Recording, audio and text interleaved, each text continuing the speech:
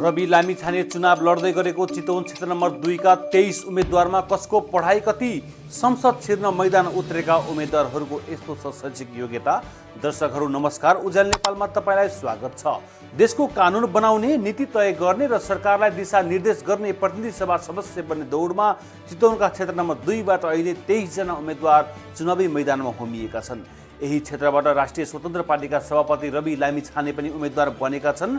निर्वाचन नजिकै जाँदा यहाँका उम्मेदवारहरूको शैक्षिक योग्यता मतदातामा चासोको विषय बनेको छ। राजनीति र कूटनीतिमा शैक्षिक प्रमाणपत्र भन्दा अनुभव र दृष्टिकोण महत्त्वपूर्ण हुन सक्ने तर्क गरिए पनि देशको नीति निर्माण गर्ने थलो संसद पुग्न चाहने उम्मेदवारहरूले कति अध्ययन गरेका छन् भन्ने प्रश्नलाई मतदाताले अब गम्भीर रूपमा लिन थालेका छन्। यसै सन्दर्भमा चितवन क्षेत्र नम्बर 2 का उम्मेदवारहरूको शैक्षिक अवस्था हामीले खोजेका छौँ। यस क्षेत्रबाट 2 पटक चुनाव जितिसकेका राष्ट्रिय स्वतन्त्र पार्टीका सभापति रवि लामिछानेले कक्षा 12 अर्थात् प्रमाणपत्र तहसम्मको अध्ययन गरेका छन्। उनले काठमाडौँको रत्नराज्य लक्ष्मी क्याम्पसबाट अध्ययन गरेका हुन्। यस्तै नेपाली काङ्ग्रेसकी उम्मेदवार मीना कुमारी खरेलले त्रिचन्द्र कलेजबाट स्नातकोत्तर अध्ययन पूरा गरेकी छन् भने नेकपा एमालेका उम्मेदवार अस्मिन घिमिरेले शब्दगण्डकी क्याम्पसबाट स्नातकोत्तर उत्तीर्ण गरेका छन्। यसैगरी माओवादी केन्द्र र एकीकृत समाजवादी लगायतका दलहरू मिलेर बनेको नेपाली कम्युनिस्ट पार्टीका उम्मेदवार प्रताप गुरुङले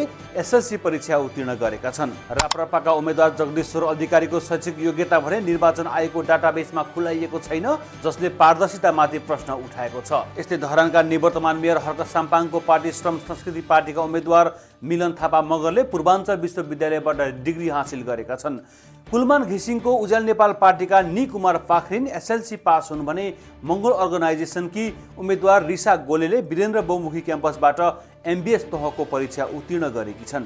यसैगरी नेपाल कम्युनिस्ट पार्टी माओवादीकी दिर्शना कुमारी शाहीले शक्तिखोर माविबाट एसएलसी पास गरेको, नागरिक उन्मुक्ति पार्टीका सुभाष महतोले कक्षा 12, जनमत पार्टीकी निर्मला कुमारी ठाकुरले एसएलसी उत्तीर्ण गरेको निर्वाचन आयोगले जनाएको छ। आयोगको डाटाबेसमा उपलब्ध जानकारी अनुसार सो क्षेत्रका 7 वटा राजनैतिक दलका उम्मेदवारहरूको शैक्षिक योग्यता उल्लेख गरिएको छैन, जसमा राप्रपाका उम्मेदवार जगदीश्वर अधिकारी, आम जनता पार्टीकी देवी कुमारी मगर, नेशनल रिपब्लिक नेपालका शक्तिराज गुरुङ, प्रगतिशील लोकतान्त्रिक पार्टीका प्रकाश बहादुर पाण्डे, राष्ट्रिय जनमोर्चाकी देवी शर्मा, नेपाल मजदुर किसान पार्टीकी शोभा बासुकला र जनता समाजवादी पार्टीका कमान सिंह चौधरी छन्। सो क्षेत्रमा उम्मेदवारी दिएका 6 जना स्वतन्त्र उम्मेदवारहरूमध्ये इन्द्रबहादुर स्याङताङले 12, प्रवीण सापकोटाले वीरेन्द्र बहुमुखी क्याम्पसबाट स्नातक, रवि कुमारले एसएलसी, शङ्कु प्रसाद जयसीले स्नातकोत्तर अध्ययन गरेका छन् भने कृष्ण प्रसाद चापागाई र प्रताप सिंह तामाङको शैक्षिक योग्यता खुलाइएको छैन। यस निर्वाचनमा एकातिर डिग्री हासिल गरेका उम्मेदवारहरू छन् भने अर्कातिर एसएलसी वा